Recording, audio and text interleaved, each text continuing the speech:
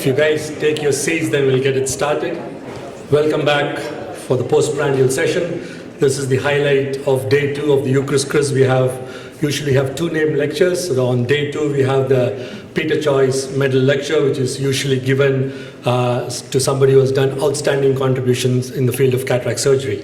And this year, the Council has unanimously elected that the recipient of the Peter Choyce Medal lecture would be Richard Packard. So it's a great pleasure to ask David Spalton to come and introduce Richard before his medal lecture. David.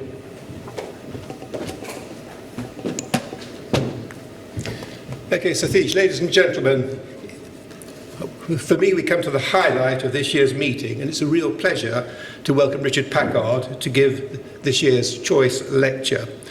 This recognises and honours the enormous contribution that Richard has made to cataract surgery. The lecture itself commemorates the pioneering work of Peter Choyce. He was a houseman to Harold Ridley at the time of the first implant, and he went on to develop his anterior chamber lenses throughout the dark and controversial period which followed. Richard's career really took off as Peter Choyce's was coming to its end. Richard joined Eric Arnott at the Charing Cross Hospital in the late 1970s. It was a time of great innovation of cataract surgery, and together they pioneered the transition from anterior chamber lenses to iris clip lenses to posterior chamber lenses, and the transition from extracapsular surgery to phaco surgery. Implants were regarded at that time with suspicion by many surgeons, and they showed that implant surgery was safe and a very beautiful operation, and together I think they did much to transform and establish modern cataract surgery in the UK. Richard is one of those people who seems to get 25 hours out of a 24-hour day. He published the first paper on foldable lenses using HEMA in 1981, but sadly forgot to patent it. He's a world-class surgeon and has gone on to teach and lecture around the world, I think operating and teaching in over 60 countries. Throughout his career, he's been a very active member of the ESCRS, chairing the video competition for many years, and many of you will also be into the splendid courses that he has organised over the time. He's a long-standing member of the Education Committee and a founder member of the examination board for the FIBA exam in specialist cataract and refractive surgery. Richard has given numerous medal lectures involving, I think, every aspect of cataract surgery along the way, and recently he co-authored the definitive book on the history of cataract surgery as well. So Richard, it's a real pleasure to welcome you to give this year's Choyce Medal lecture. Thank you.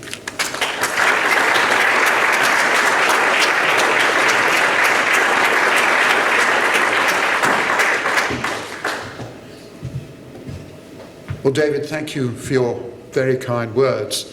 Thank you, Eucharist, for honouring me to give the Peter Choyce Medal lecture for 2021. My subject, as you will have seen, is cataract surgery, the search for perfection.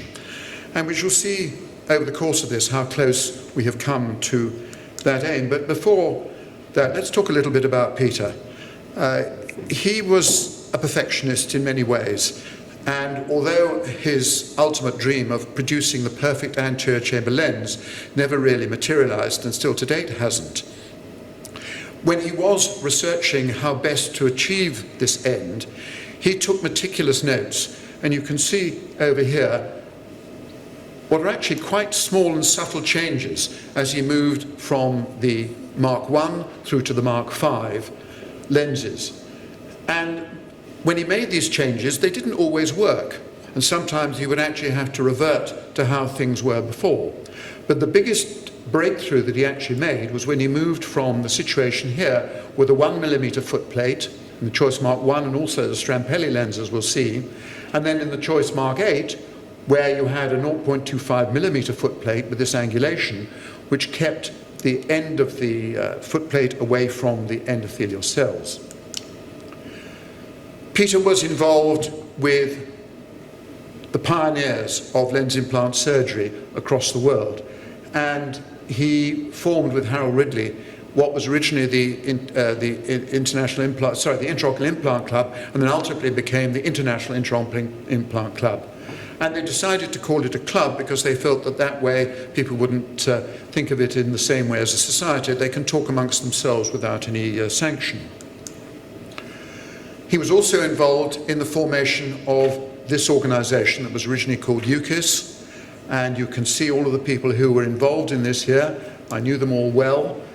I think most of them sadly passed on, but you can see Peter over here, and this society has prospered as a result of the original work from these gentlemen. I first met Peter Choyce in 1979 when I was working with Eric Arnott as his senior registrar at Charing Cross Hospital. And Peter turned up in the theatre one day with Eric with a box full of the Mark IX Choyce lens, which he wanted Eric to try on that particular day. And Eric obliged. Couldn't do that sort of thing now, but it certainly happened then. And I put quite a lot of these lenses in as secondary implants, because you must remember in those days there were an awful lot of aphakic patients who had intracapsular surgery. It doesn't want to move, there we go. Now what people don't know about Peter Choyce is that he was also very much involved with corneal surgery. He had this idea that you could put polysulfone implants into the stroma of the cornea and use them as lenses to correct refractive errors.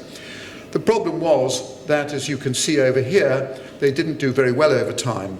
However, a lot of the lessons that were learnt by Peter have meant that there are now implants of this sort that are being used largely as presbyopia correction. But even today, it's not always going to be plain sailing. And this is the raindrop near vision inlay, which was withdrawn by the American FDA because 75% of the patients developed corneal haze, and Peter would have recognized this problem without any problem. So what is perfection? It is defined as the action or process of improving something until it is faultless. Can perfection be applied to cataract surgery? Well, certainly. The history of cataract surgery has been mostly about trying to do things better. But as we shall see, there have been some blind alleys along the way. How has the search gone over time? Jacques Daviel was probably the father of modern era cataract surgery because he pioneered the idea of actually removing the cataractus nucleus with his extracapsular procedure. And we can see some of the drawings of his technique here, with the keratome and scissors to open the cornea, then a cystotome to make a bit of a mess of the anterior capsule, and then finally this very important surgical tool, 2 fingers, which are used to get the nucleus out of the eye. There it is. As is often the case, the medical establishment in Britain was somewhat sceptical of anything new, and Percival Pott, who was renowned at St. Bartholomew's Hospital for describing Pott's disease and Pott's fracture, decided that, as far as he was concerned, removing the cataract and extracting it was a kind of fashion, and he didn't recommend it, and he thought people should go back to couching the lens, which they've been doing for the last several thousand years. However, extracapsular surgery was going to win out. It was helped significantly by Albrecht von Graefe in the 1850s and 60s, and he designed this wonderful knife, and also the linear technique of extracapsular surgery, which was then used for over a century to come, as we'll see. And what were the results like at that time? George Cowell, who was a surgeon at the Royal Westminster Ophthalmic Hospital, which ultimately became Moorfields High Holborn, described in a book 100 of his own operations, and he attributed success to better than 90%. Some of them didn't appear to see very well after surgery, and a small proportion sadly had panophthalmitis. Of course, what we don't really know is what he meant by success. However, things moved on, and people tried different techniques. Here we can see what Ignacio Barraquer was doing in 1917. Now we may see a movie made by my father in 1917, when he developed his fake suction cup to remove the cataract intracapsularly. incision with a phonographic knife, corneal. Anesthesia, only cocaine drops, 10%. And now telling the patient, please look down, don't squeeze your lids, please look down. The suction cup is applied on the lens and removed without any suture. Indeed, without any sutures, that's right. Although many surgeons actually came to visit Packard and learn his new technique, in fact, the vast majority of them continued with the von Graefe approach. Surgeons were getting better, and here's an example of one of the famous British surgeons at the beginning of the 20th century, Sir Anderson Critchett. He was a surgeon at St Mary's Hospital in London, and he, like me, went to Harrow School and was educated, as far as his medical training was concerned, at the Middlesex Hospital. And he was recognised by his colleagues as a fine surgeon. In his obituary in the British Journal of Ophthalmology, there is the following quote: "To see Critchett removing a cataract in the heyday of his skill was to see the perfection of operative technique." I think this is something we'd all like to see in our obituaries. But although the results of cataract surgery were improving and complications were less, and some were now using sutures to close the wound, something was missing. Unfortunately, as you know, if you're removing the lens from the eye, the patient needed aphakic glasses in order to see afterwards. And this is what they looked like. And David and I will certainly remember when we started our training that there were many patients around who were wearing these things that looked like the bottoms of bottles. They did enable you to see. The problem was that the distortion at the periphery of the vision was very extensive. You probably had only about 30% of your central field that you were able to use. So in fact, these people were still visually handicapped, even though they'd had their cataracts removed. Haptic contact lenses had first been developed in glass in the 1880s, but they were too heavy and really unwieldy. ICI perspex appeared just before the Second World War, and by the end of the 1940s, we had microcorneal lenses, and then subsequently the first soft lenses appeared in the 1970s. But was that the answer? Not really. In 1948, a medical student at St Thomas's Hospital in London called Stephen Perry asked of the surgeon Harold Ridley, "Do you intend to put a new lens in the eye after removing the old cloudy one?" As far as Ridley was concerned, this was the answer to what he called the cure for aphakia. He felt this was the completion of the process. And we can see here one of his early operations, not the first by any means, because as we'll see, this wasn't done in quite this way. This Graefe knife is significantly blunter than the one that Ignacio Packard was using, so he's really having to saw his way through in order to get there. Hess's forceps are using to remove bits of anterior capsule, and then the nucleus is pushed out of the eye, there's a quick washout, and the lens is placed somewhere behind the iris. And really, there was no way of knowing exactly where it was. These 6-0 black silk sutures are tightened, so the patient knows they've had an operation afterwards, and the operation is done. Now, David Spalton did some interesting research in this, which showed that, in fact, the original lens was not put in as a primary procedure. And he took a video, which I've taken some stills from, of their operating book at St Thomas's, which showed that on the 29th of November 1949, a left extracapsular procedure was done on one Emily Atfield.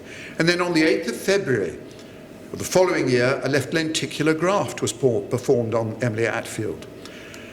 And as is aware of these things, a few days later, she was back in theatre because her iris needed prolapsing, which was a common problem after surgery at that time, and not all that, and certainly I remember it happening when I was at Moorfields. This was hardly a perfection, as the patient not only required return to theatre, but was rendered extremely short-sighted, about -16 with a huge amount of astigmatism because of the wound and the stitch. And the reason that this patient hadn't done well as far as the refractive result was concerned is that, amazingly, they'd actually done the measurements as to what the lens power should be in air and not water. But some lenses did withstand the test of time, and this is one of Ridley's lenses 24 years on. The picture was taken in 1976. And as he said himself, "I was wrong by being right too early." And I think we all know what he meant. Did others take up lens implantation? Yes, they did. Here we can see Richard Packard putting in a Strampelli lens in the 1950s. Now let us see a movie on anterior chamber lenses. The patient had intracapsular cataract operation 3 months before, and now we are inserting the lens in the anterior chamber. This technique was easy and simple, and I like it very much because it was possible with intracapsular cataract extraction, and the lens was calculated like a contact lens. At this time we didn't have echography or modern technology for these calculations. We see the entrance of the Strampelli lens into the anterior chamber very easily without any trauma to the corneal endothelium nor the iris, and is now in place with the 3 points of contact in the anterior chamber angle. 3 sutures, and the operation is finished and dictated immediately at the end of the operation. Well, lots of people thought they designed very nice anterior chamber lenses, and you can see some examples here. And they all ultimately failed, every single one of them. And the reason was that people didn't really understand the anatomy of the cornea and the effect that their lenses would have on the corneal endothelium. And we can see some examples over here. This is preoperatively, this is postoperatively, a massive reduction in the number of cells. In fact, Packard explanted 250 of the 493 lenses that he implanted. And Pau removed 40% of his implanted lenses, so they really weren't doing very well. As I said, Peter was the one who discovered how important it was to get the footplate right. Here we can example of one of his more interesting lenses. This is an aniridia lens based on the Mark 8 platform, and I have certainly put some of these in many, many years ago. Cornelius Binkhorst was probably the man who put lens implants onto a more sensible footing, because he realized that the good fixation away from vital tissues was going to be critical. And he designed his initial 4-loop lens for intracapsular surgery to do exactly that. And we can see it, the lens here and then the lens implanted. But he also thought it would be even better if he could use a lens with extracapsular surgery, that he wouldn't have to rely on the pupil to maintain fixation of the lens. And therefore he designed the iridocapsular lens that you can see here. He also experimented with all sorts of capsular openings to see which would give best fixation to the lens. This is another way of using the pupil to stabilize the lens. This is Eddie Epstein with his collar button and Maltese cross lens. Neither of these did well. This one tended to have problems with pupil block, and this one just eroded the iris around the edge of the lens. So things were not necessarily going all that well. But cataract removal was actually going to change away from extracapsular surgery again to intracapsular surgery for the next 20 years. And it didn't matter so much because most surgeons were not using IOLs. Richard Packard again comes into the story because he was the one who found that you could use alpha-chymotrypsin to dissolve the zonule. And then we had the era of using cryo, first from Kravitz in Poland and then Percy Amos, who made a much better instrument. And certainly the older members of the audience here will remember removing cataracts using a cryoprobe. But the implanters were still very worried. And not long after this was when they decided in 1966 to form this club I've already mentioned. People came from all over the world, although most of them were actually Brits. There were some Europeans and then one American as well. But let's leave IOLs for the moment and consider what happened in New York City the year after the IIIC was founded, in 1967 we are now. A young ophthalmologist, Charles Kelman, created a novel way to shorten the patient's stay in hospital and subsequent recuperation, because that was the original design and the idea that he had when he invented phacoemulsification. And this was against a backdrop described by Charlie in his 1989 Binkhorst lecture. Cataract surgery has been developed to its ultimate state, and any improvements from this date will be insignificant. This statement was made in 1962 by one of the then illustrious names in ophthalmology, and he was referring to the suction erisophake for the intracapsular removal of cataracts. At that time, the patient's hospital stay at the Wills was 10 days with 6 weeks of recuperation at home. That statement is certainly no more true today than it was then.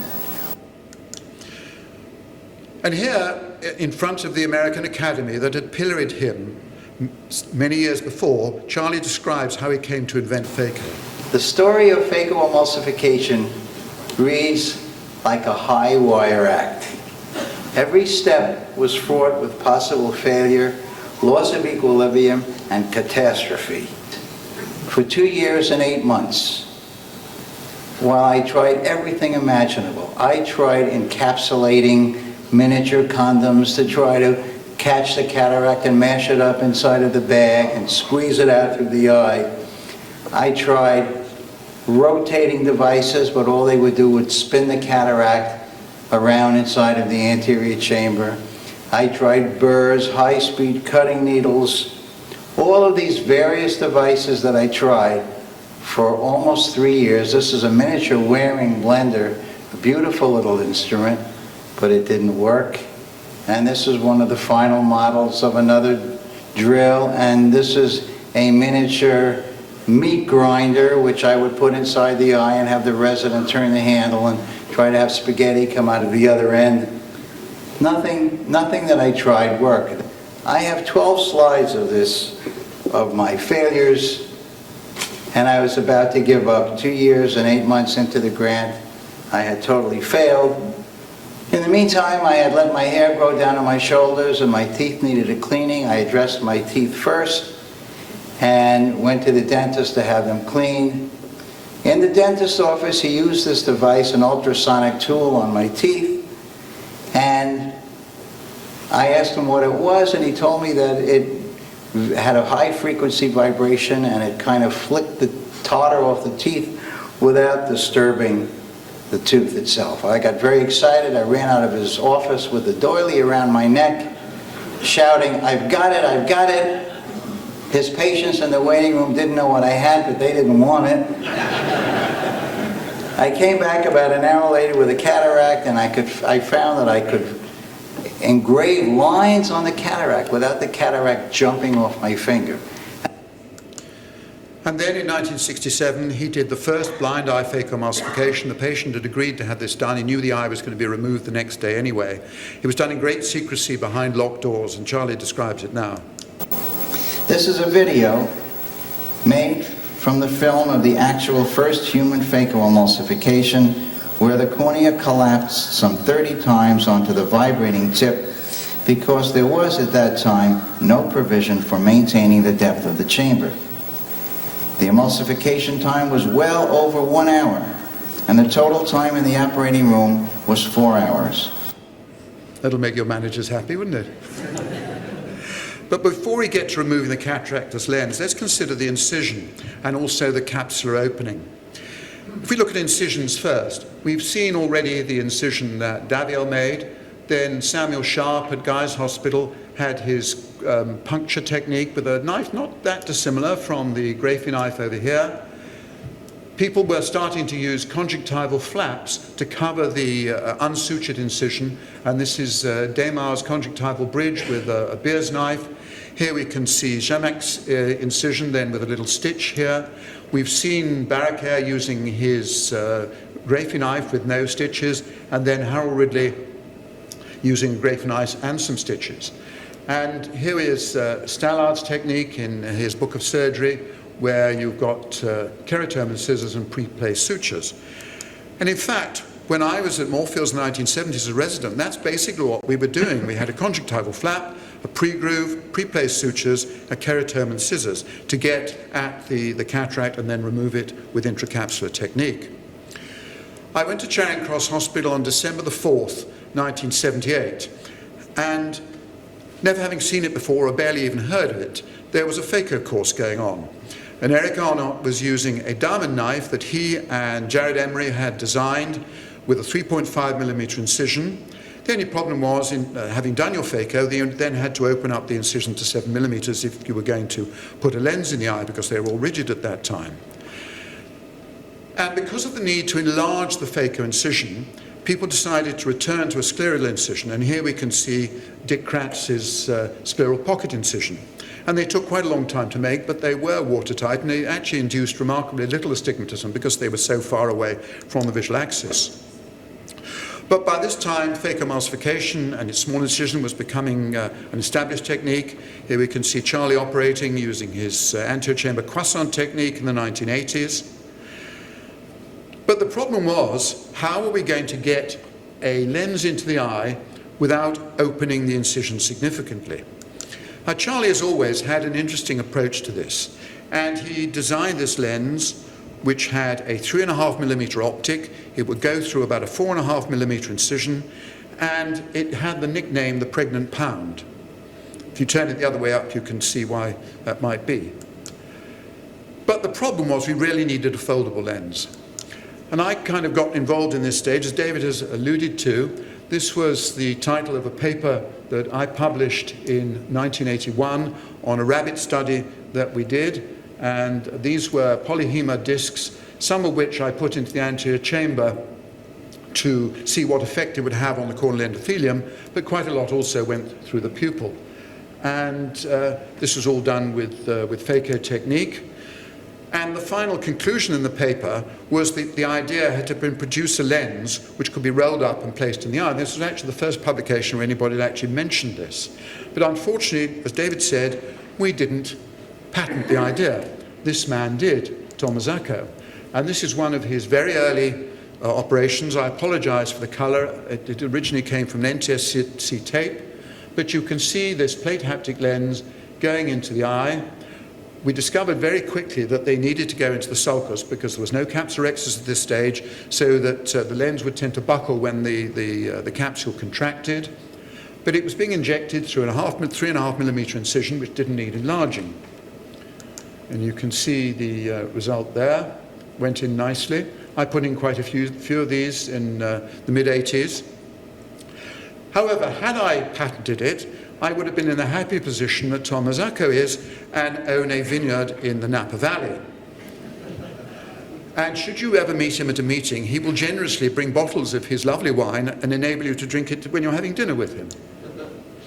Now, during the course of the 80s and 90s, many lenses were designed, not all foldable, but that would go through smaller incisions. And one of the most ingenious was the PhacoFit lens, which had a hinge that Charlie Kelman designed, and it would go through a 4mm incision. And I put quite a lot of these in. In fact, I put all of these lenses in at one time or another. These are all my own photographs. And then there was an unexpected design bonus that Alcon were able to cash in on. And that is the arrival of the Acrosoft lens. It wasn't called that then, it was called the Maisel lens. And I put the first one in on the planet. And what we found was, quite soon, that David was very much involved in the study, as was Milland, that showed that these lenses, from the PTO point of view, behaved completely differently from silicon and PMMA lenses. But he didn't know at that time, and none of us knew, until Okihira Nishi's remarkable study with rabbits, where he showed that what was important was the edge of the lens. And this is a photograph of the first Acrosoft patient, and at 20 years she still had a clear capsule, and she was also still able to see 6/6 unaided.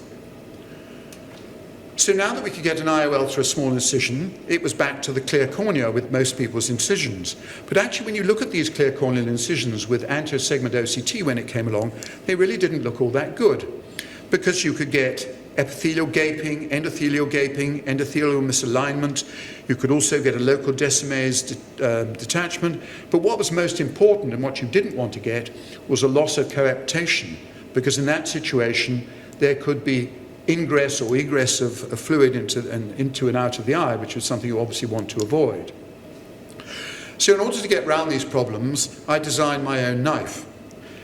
And I wanted it to be able to produce a multiplane incision, and therefore I made it single bevel because I thought this would be better. Because I was working in Windsor at the time, we called it the Windsor knife.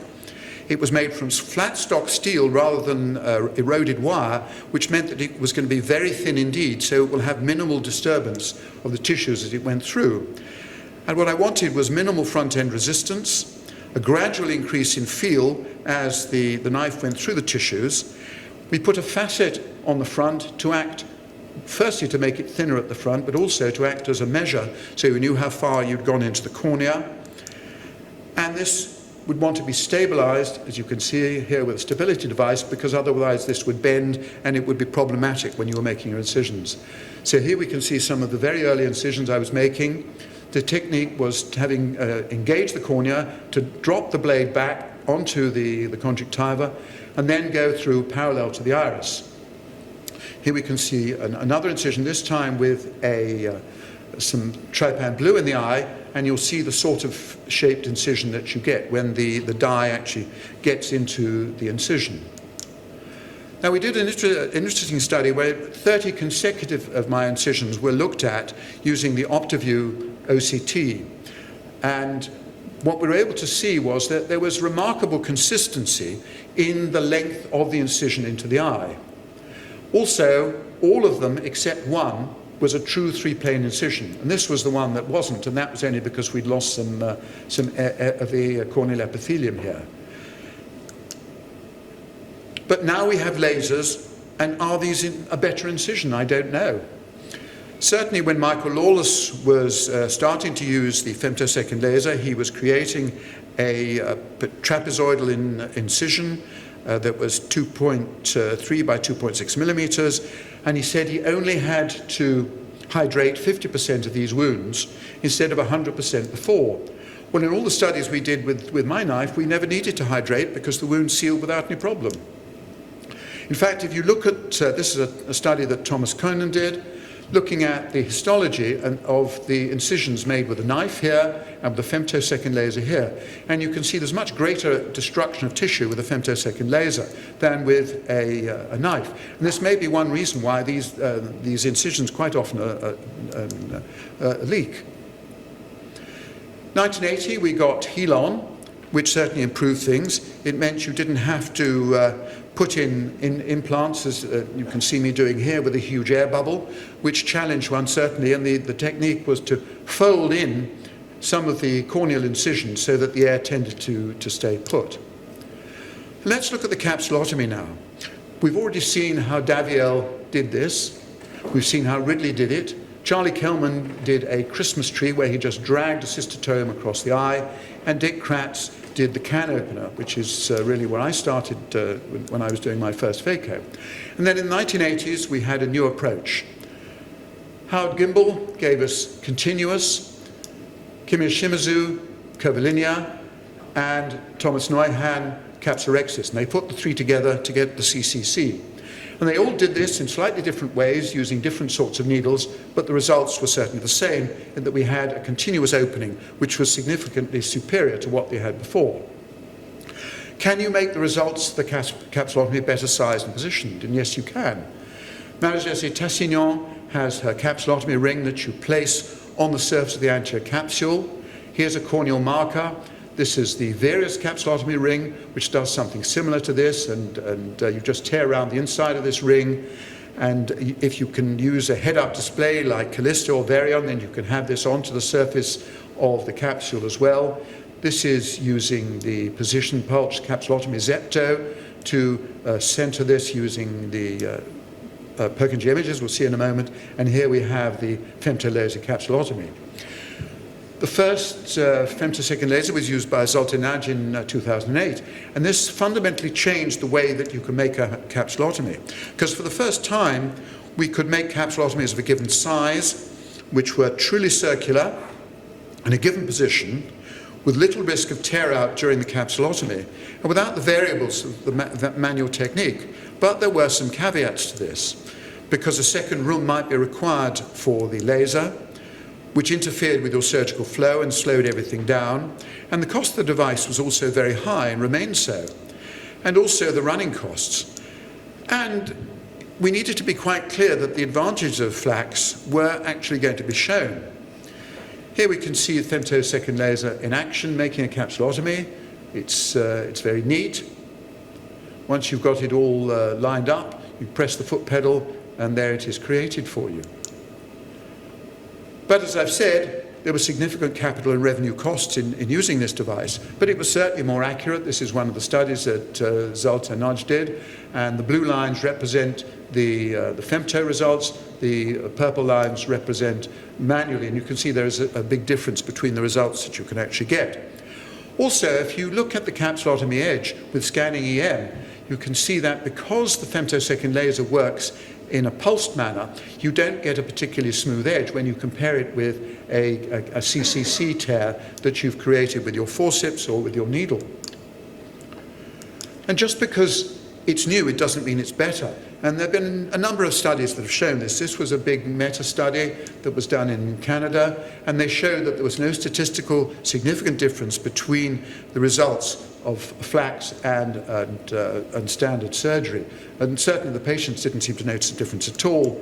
And this was the result of the FemCat study, which was reported quite recently, where they essentially found the same thing, and there was no cost-benefit ratio in the favour of flax in any shape, size or form.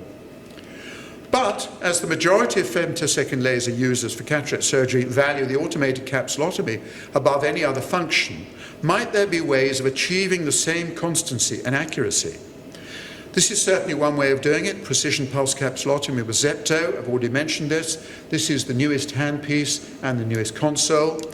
And we can see the device producing a 5.2 millimeter capsulotomy now. This is Vance Thompson, who was one of the original users of the device. It's pushed into the eye. The device is allowed to expand. There's a nitinol ring on the inside of it, which is going to deliver the electric charge to the capsule once you've got it centered. So you push it onto the anterior capsule. Once it's in position, then the nurse will create some suction. And once it's in place and you're happy that it's centered, then it will be fired in a split second. And when that happens, it's a phase transition in the water molecules which makes the capsular opening. And then you pull it out and you bring the capsulotomy opening with you. So quite neat, but it requires a device in the eye, and it doesn't always work that well, although the initial studies look good. In fact, when Brendan Vogt and his group in Tasmania did their second study using Zepto, they found exactly the same thing, which was that they had a 4% tear-out rate from what appeared to be an intact capsulotomy. And when they did EM on these eyes and the capsule edges, they found these tags which they felt may have caused the problem. There are also a couple of interesting complications that came up in the video competition videos a couple of years ago, and one where the anterior chamber collapsed when suction was applied, which was unhelpful. And in this one over here, when trying to withdraw the device from the eye, there was suction against the nucleus, which didn't seem to want to break down. And here's another idea. This is using a different sort of laser. This is capsule laser, which I have been somewhat involved with over the last few years. And it creates a laser, it's a selective laser capsulotomy. It has a much lower capital cost than femto, much lower per case cost than femto and Zepto. There's no disruption in the surgical flow, and it uses minimal space in the operating theatre because it has a very small console. It also provides consistent accuracy of sizing, circularity and centration, as we'll see. It works by operating through the absorption of the orange wavelength, 590 nanometers, of laser energy onto a trypan blue stained capsule, converting type 4 collagen to amorphous collagen. And the triple helix of collagen undergoes a thermal unwinding due to the disruption of the hydrogen bonds, and this allows shrinkage, which is what changes the shape from this to this. And ultimately, this is what makes for the increased elasticity of amorphous collagen compared with type 4 collagen that we see. This is E&EM study of the edge of the capsulotomy. You can see it rolls over here, and if you cut it at the edge, you can see where the amorphous collagen is, and this is what provides the elasticity at the edge of the capsule. The laser is continuous and not pulsed, and it does it in a very short time of less than 0.3 of a second. So once you've got it centered, you can see the centering device over here. This is the focusing, and there's the capsulotomy, very quickly and nicely centered. It appears from the studies that we've done, this is with paired cadaver eyes, that it is much stronger than either CCC or flax. And if you stretch this out, you can actually get from 5 millimeters out to 12 millimeters. And if you think of CCC as being 100% of elasticity and relative tear strength, flax is 70%, capsulase 150%, and this was significant to less than 0.01. We did a study looking at the way that this would perform and comparing it with capsulase. There were 125 patients in the study, and 63 in the capsulase arm, 62 in the CCC arm, and they were randomized. The primary endpoints were precision, which is accuracy of size, of circularity, and centration. And these were significantly better, as we can see here, between capsulase and CCC. The secondary endpoint was safety. No adverse events in either arm. And then we also observed that capsulase capsulotomies were 100% free-floating with 360-degree IOL coverage, also in 100%. We did a review looking at published literature for these parameters for manual and femtosecond laser and found that, in fact, the results in this study were very favorable for this device. So that's dealt with the capsulotomy. Now let's go on to deal with the nucleus. These are three of the early machines that I first used when I started doing phaco. In 1979, this was the Cavitron Kelman 8000V. This is the CooperVision 9001, and then the Alcon 10,000 series master. And as we move across here, first of all, we got to linear phaco, and then auto-tuned phaco, and then the parameters for the fluidics gradually improved as well, which made that our surgery was going to be safer and easier. And phaco techniques have moved on as well. I won't reiterate all of these. I've used all of them over the years.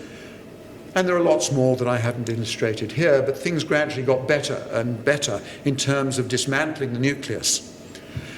And its development of the fluidics and ultrasound power technology, which has enabled this progression. We have a stiffer aspiration tubing, as I mentioned yesterday. There's linear aspiration and vacuum now. Reduction in pump mechanism compliance, better inflow and outflow monitoring on modern machines, and active fluidics which help to maintain the intraocular pressure during your surgery. And also new pumps, as again I talked about yesterday. From the ultrasound point of view, there's pulsing, burst, micropulsing, microburst, torsional movement, elliptical movement, and now on the new Zeiss machine, there's actually automatic US delivery, that the machine will deliver ultrasound when it feels there is load on the end of the phaco needle.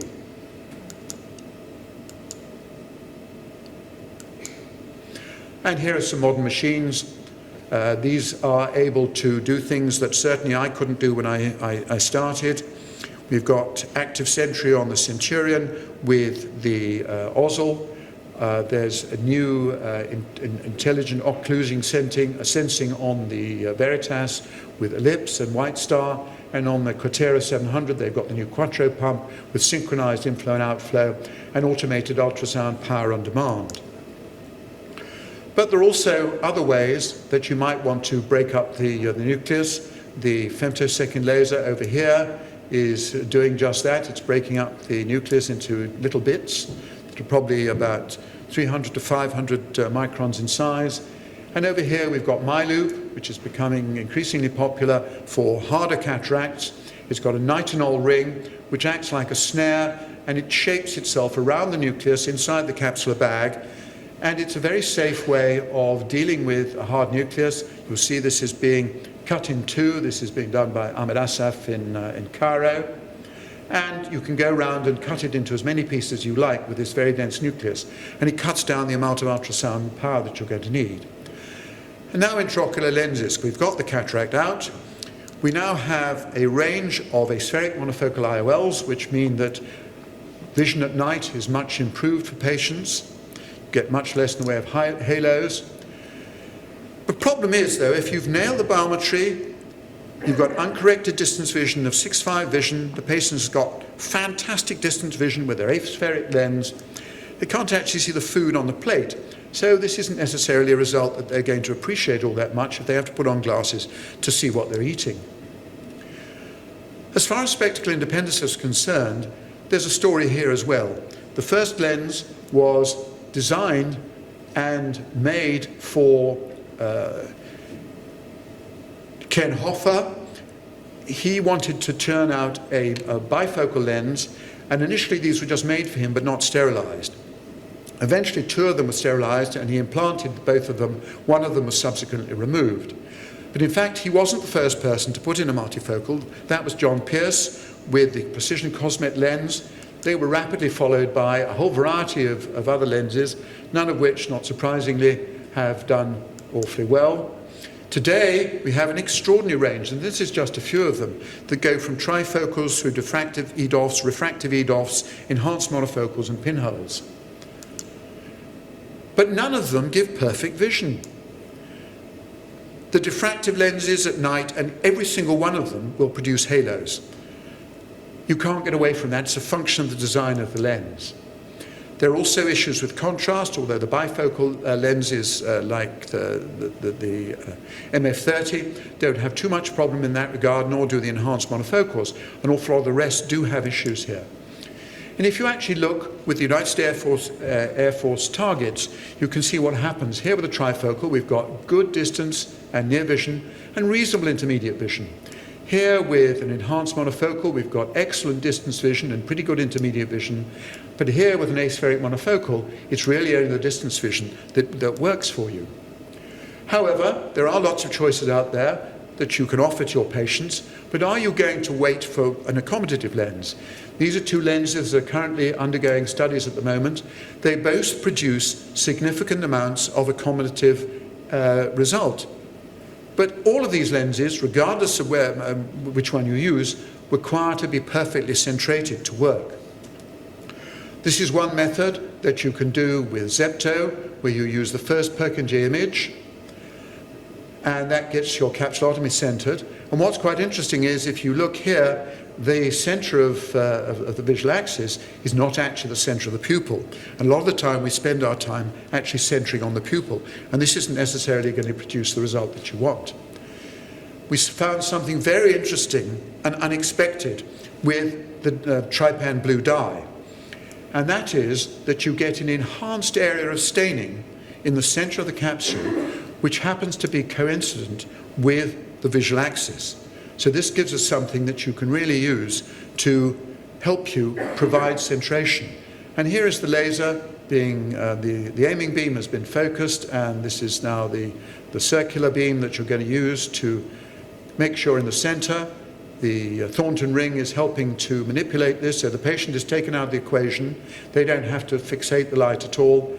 And you can see the result here with the first and third Purkinje images coincident, and that means that this lens is perfectly on the visual axis.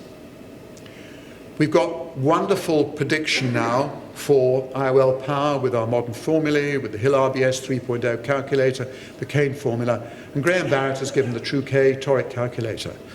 But although these are good, they're still not perfect. They're still somewhere between 8 and 10%, which even in the best circles cannot get better than plus or minus 0.5 diopters. There still works here required. So in summary, how near to perfection are we? We can make consistent leak-proof incisions. OVDs help us to provide space and protect tissue. Devices exist for accurately sized, centered and circular capsulotomies. Removing the nucleus has become much safer with better phaco machines using much less ultrasound power, but still complications occur, as we know. We have a wide range of intraocular lenses, but they do not yet provide the range and quality of vision of the natural lens. But with accurate centration on the visual axis, most patients are happy, and that's good, and they get a good visual outcome. Calculating IOL power is good, but the last 8–10% still elude us. And we don't yet have a truly accommodating intraocular lens. So we're doing pretty well, but we still need to do some work. So I've retired now from clinical practice, and it's up to you lot, because the cataract really needs you. Thank you very much for your attention.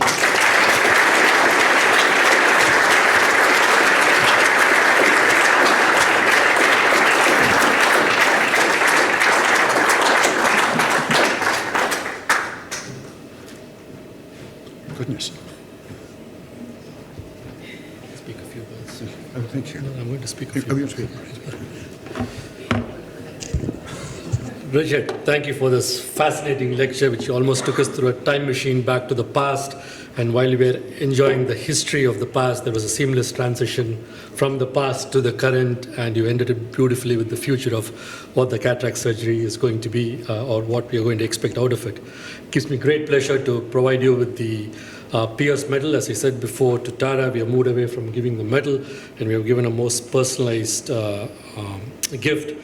And we know your love to fish and wine. I couldn't put a fish in a box, so we decided to give you a nice personalized wine canter.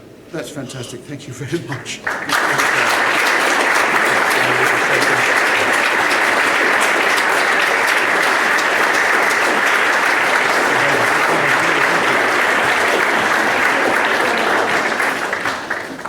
So may I ask Larry Benjamin and David to come over to do the last video sessions, which is usually entertaining. So I would encourage all of you to sit back and enjoy the show. Thank you.